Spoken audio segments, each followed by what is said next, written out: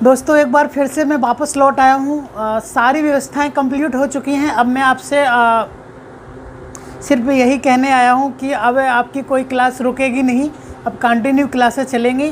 जितना पॉसिबल होगा हम आपको टाइम देंगे, ठीक है। इसी क्रम में मैं आज आपके लिए एक बहुत ही इम्पोर्टेंट चीज़, मतलब इसकी आवश्यकता हर जगह होती है, एक ऐसी चीज़ लेके आया हूँ।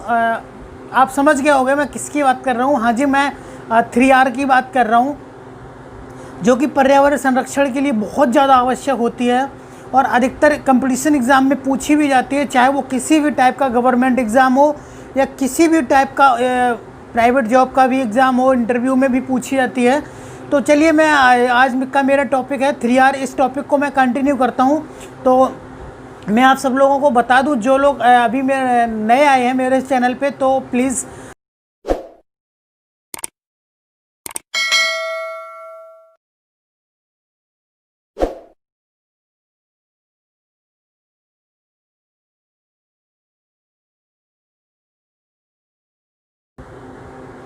ठीक है दोस्तों, तो मैं स्टार्ट करता हूँ। तो 3R क्या है? तो दोस्तों आपने एक 3R शब्द ज़रूर सुना होगा और अधिकतर एग्ज़ाम में पूछा भी जाता है 3R क्या है। तो सबसे बड़ी चीज़, पर्यावरण संरक्षण रखने के लिए, पर्यावरण को संरक्षित रखने के लिए हमें 3R जो है वो बहुत ज़्यादा, मतलब 3R सिस्टम हमने लागू किया, 3R थ्योरी लागू की, 3R सिद्धांत हमने लागू किया कि 3R क्या होता है। तो सबसे बड़ी चीज़, सबसे पहली चीज़ यही है कि पर्यावरण संरक्षण की हमें ज़रूरत क्यों पड़ी। ठीक है, इसका मैं जवाब देता हूँ। पर्यावरण संरक्षण की हमें इसलिए ज़रूरत पड़ी कि कुछ चीज़ें जो हैं वो हमें असीमित मात्रा में नहीं है। मतलब सीधा सा कहने का मतलब ये है, कुछ चीज़ें ऐसी हैं जो हमें सीमित, लिमिटेड मात्रा में हैं, जो कि हमें पर्यावरण एनवायरनमेंट से प्राप्त होती हैं। उनको हमें संरक्षित रखना है, ठीक है। उनको हमें आगे वाली पीढ़ी के लिए संरक्षित रखना है, ठीक है। तो पर्यावरण संरक्षण रखने के लिए हमें एक 3R सिस्टम, 3R पद्धति की आवश्यकता पड़ी। तो 3R जो है आपने सब सुना भी होगा, एग्ज़ाम में पूछा भी जाता है 3R का सीक्वेंस क्या होगा, 3R क्या होता है। तो सबसे पहले मैं आपको बता दूं 3R क्या होता है। तो 3R में 3R होते हैं, आपको भी पता है, ठीक है, जिसका मतलब होता है रिड्यूस, रीयूज़ और रिसाइकिल, ठीक है। Reduce, reuse, recycle. तो ये सीक्वेंस में भी पूछा जाता है कि इसका सीक्वेंस क्या है, फर्स्ट R का मतलब क्या है, सेकेंड R का मतलब क्या है और थर्ड R का क्या मतलब है। तो फर्स्ट का मतलब क्या है, रिड्यूस। रिड्यूस का मतलब होता है कम करना, कम उपयोग करना। कुछ चीज़ें जो हमें लिमिटेड मात्रा में हैं उनका हम कम उपयोग करें, ठीक है। जितना पॉसिबल हो हम उनसे कम उपयोग करें और उनसे ज़्यादा से ज़्यादा उनकी सेविंग करें, ठीक है। एक मिनट, जिससे मैं बताता हूँ।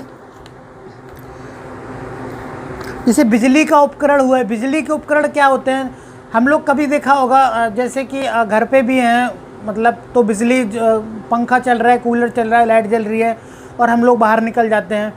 तो ऐसा नहीं करना चाहिए, हम लोगों को बिजली लाइट सेविंग भी करनी चाहिए, ठीक है। आपने देखा होगा नल का पानी टपक रहा है बूंद बूंद करके, ठीक है। किसी बाहर भी प्लेस, अपने घर के अलावा क्या किसी बाहर आउट प्लेस पे भी अगर नल का पानी टपक रहा है तो आप उसको बंद कर दीजिए। अगर आपके घर पे है तो आप नल का पानी टपक रहा है, नल ख़राब है तो उसको सही करवा दीजिए। तो ये कुछ चीज़ें ऐसी होती हैं, मतलब जिनसे हम सेविंग कर सकते हैं, ठीक है। जैसे कि खाना है, कुछ खाना है, एक कहावत है ना, उतना ही लो थाली में जो व्यर्थ न जाए नाली में, ठीक है। तो खाना भी उतनी ही मात्रा में लो, क्योंकि लिमिटेड होता है, लिमिटेड रिसोर्सेज हैं, तो व्यर्थ ना करें, ठीक है। खाना भी उतना लें और खूब मन भर के खाएं। वो नहीं, एक कहावत और है, खाओ मन भर, छोड़ो ना कड़ भर, ठीक है। तो खाना भी मन भर खाना है, मतलब, ठीक है। तो इसका मतलब हो गया रिड्यूस। रिड्यूस मतलब कोई चीज़ है कम उपयोग करना, ठीक है। दूसरी चीज़ होती है रीयूज़। कुछ चीज़ें ऐसी होती हैं जो हमें रीयूज़ करने लायक हो जाती हैं, ठीक है। रीयूज़ का मतलब होता है पुनः उपयोग, पुनः चक्रण। कुछ चीज़ें ऐसी होती हैं जिसे पुनः उपयोग कर लेते हैं हम। जैसे कि आपने देखा होगा, कोल्ड ड्रिंक पीते हो आप, कोल्ड ड्रिंक की बोतल खाली बचती है तो उसको रसोई घर में हम यूज़ कर सकते हैं, ठीक है। कुछ सामान भी आते हैं जो डब्बे में आते हैं, कुछ पॉलीथीन वगैरह हुई, कुछ प्लास्टिक के बैग्स हुए, तो इनको हम लोग क्या करते हैं, रीयूज़ कर लेते हैं ताकि ये वेस्टेज ना होने पाए, ये हमें रीयूज़ कर लें। ठीक है, तो इसमें भी पर्यावरण का संरक्षण होता है। ठीक है। तीसरा होता है रिसाइकिल। रिसाइकिल का मतलब यही होता है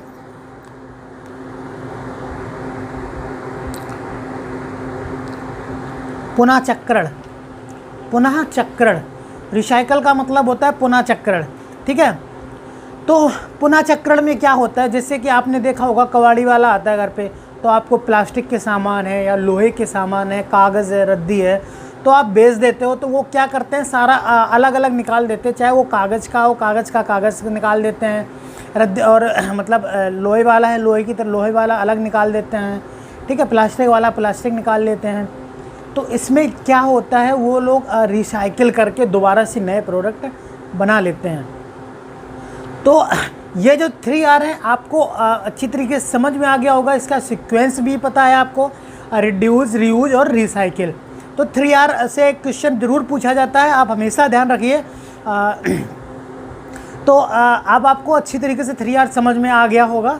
ठीक है। तो अब मैं नेक्स्ट वीडियो में लेके आता हूँ 5S। ठीक है। तो अभी आप इस वीडियो को पूरा देख के शेयर भी कर दीजिएगा, ठीक है, लाइक भी कर दीजिएगा, और हाँ कमेंट ज़रूर करिएगा कि ये वीडियो कैसा लगा, क्योंकि मैंने पहले से कहा था मैं क्वालिटी वीडियो के साथ वापस आऊँगा, और अब मैं क्वालिटी वीडियो के साथ वापस आ गया हूँ। ठीक है। कोई चिंता करने की बात नहीं है, जितना मेरे को पास पॉसिबल होगा या जितना मेरे पास टाइम होगा मैं उस हिसाब से आपके लिए वीडियो बनाऊँगा। ठीक है।